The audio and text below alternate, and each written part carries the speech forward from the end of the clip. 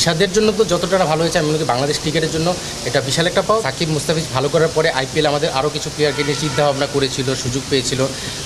ঠিক একইভাবে রিশাদ এই ভালো করাটা আমাদের বাংলাদেশ ক্রিকেটের জন্য বিরাট একটা পাওয়া।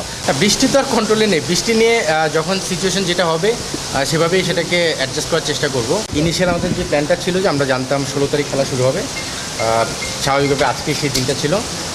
আমরা গত 2 দিন মানে 14 এবং 15 সেভাবেই কিন্তু প্রিপারেশন নিয়েছি। আজকের দিনটা যেহেতু এক্সট্রা একটা দিন পেয়েছি, আমরা পরপর 3 দিন আসলে ওই ট্রেনিংটা করতে চাইনি, স্বাভাবিকভাবে এই ওয়েদারে সেটা করাও টাফ। তো আজকের দিনটা আমাদের ছিল জাস্ট একটু নিজেদের গ্যাদারিং করা এবং সেই সময়টাকে উপভোগ করা, বিকজ আমরা গত 2 দিনই কিন্তু ম্যাচ প্রিপারেশন নিয়ে নিয়েছি। সো আমি বলবো যে আজকের যে বৃষ্টিটা তার আগে আমাদের প্রিপারেশনের কাজ কমপ্লিট করে নিয়েছি, বাকিটা কালকে ম্যাচে ইনশাল্লাহ সেটা প্রতিফলন দেখা যাবে। বৃষ্টি তো আর কন্ট্রোলে নেই, বৃষ্টি নিয়ে যখন সিচুয়েশন যেটা হবে সেভাবেই সেটাকে অ্যাডজাস্ট করার চেষ্টা করব।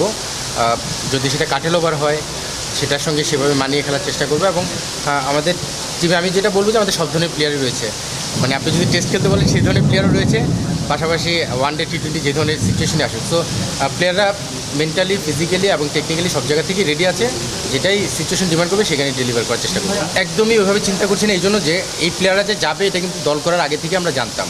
মানে আমার জন্য কোনো সারপ্রাইজিং কোনো বিষয় ছিল না, বা হঠাৎ করে একটা ঘটনা এরকমটা না। আমরা জানতাম যে আমাদের এই 3 জন প্লেয়ার যারা শান্ত, মমিনুল এবং নাহিদ 3 জন চলে যাবে। তো আমাদের যেহেতু বাজেটের একটা ব্যাপার ছিল, সেখান থেকে বাজেটের সঙ্গে মিলিয়ে কীভাবে ব্যাকআপ এদের 3 জনকে রিপ্লেস করার মতো প্লেয়ার যাদেরকে নেওয়া দরকার, আমরা কিন্তু সেভাবে টিমটা গুছিয়ে রেখেছিলাম।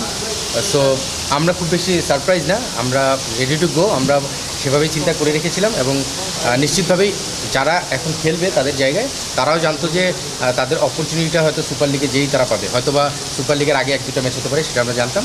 বাট তারা এই সময়টা এসে অপরচুনিটি পাবে, সেভাবে তারা মেন্টালি এবং তারা সেশনগুলোতে, প্র্যাকটিস সেশনগুলোতে সেভাবে নিজেদের প্রস্তুত করেছিল।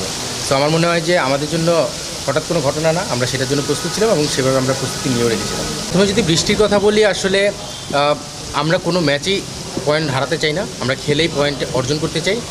মানে এক পয়েন্টের পক্ষে আমরা কখনোই না, আমরা প্রথম থেকেই যেহেতু চ্যাম্পিয়নশিপের চিন্তা করে স্বপ্ন নিয়ে শুরু করেছি, সেখানে আমরা প্রতিটা ম্যাচকেই সমানভাবে গুরুত্ব দিয়ে 2 পয়েন্ট নিতে চাই। সো যেটা ওয়েদারের উপর কন্ট্রোল নেই, বাট যদি খেলার অপরচুনিটি আসে সেখান থেকে আমরা 2 পয়েন্ট নেওয়ার জন্য যেভাবে খেলা দরকার সেভাবেই খেলার চেষ্টা করব। আমরা হারালেই তো 2 পয়েন্ট পাবো, এটা তো বেসিক জিনিস। সো অবশ্যই মানে আমরা 2 পয়েন্টের চিন্তা করি, প্রতিটা ম্যাচ খেলার চিন্তা করি। সো বৃষ্টি যদি হয় 1 পয়েন্ট হয়, আমরা আসলে দল হিসেবে খুব একটা খুশি হতে পারবো না, বাট যেটা আমাদের কন্ট্রোলে নেই সেটা নিয়ে আলোচনা আসলে করাও ঠিক হবে না। বাট যদি বৃষ্টি হয়, খেলা যদি মাঠে করায়, যতটুকু খেলার সুযোগ থাকে যেভাবেই খেলা হয় সেটাকেই বেস্ট ইউজ আমরা করার চেষ্টা করব।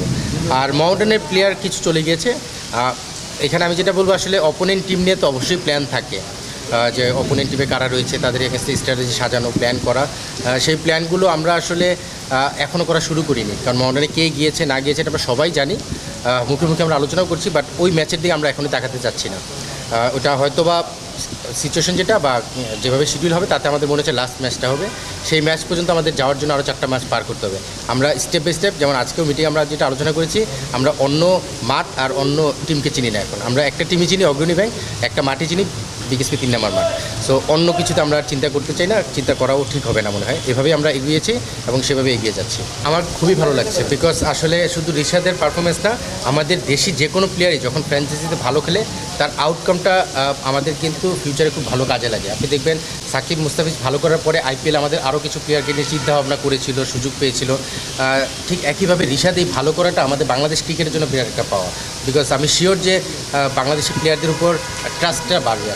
মানে আমাদের রিশাদের এই পারফরমেন্সটা নিশ্চিতভাবেই PSL এই টুর্নামেন্টে বা যে কোনো ফ্র্যাঞ্চাইজি টুর্নামেন্টে অন্য ফ্র্যাঞ্চাইজিগুলো এখন চিন্তা করবে বাংলাদেশি প্লেয়ারদের দিকে তাকানো যায়, তাদেরকে পিক করা যায়। সো রিশাদের পারফরমেন্স রিশাদের জন্য তো যতটা না ভালো হয়েছে, আমি মনে করি বাংলাদেশ ক্রিকেটের জন্য এটা বিশাল একটা পাও, বিকজ ফ্র্যাঞ্চাইজি টুর্নামেন্টগুলো খুবই ইম্পর্টেন্ট আমি মনে করি একজন প্লেয়ারকে নিজেদেরকে আরও এগিয়ে নিয়ে যাওয়ার ক্ষেত্রে। সো রিশাদের এই পারফরমেন্সটা যেমনটা উপভোগ করছি, আরও ভালো লাগছে যে বাংলাদেশ ক্রিকেটে আমার মনে হয় যে সেটা একটা পজিটিভ ইম্প্যাক্টও দেখা যাবে।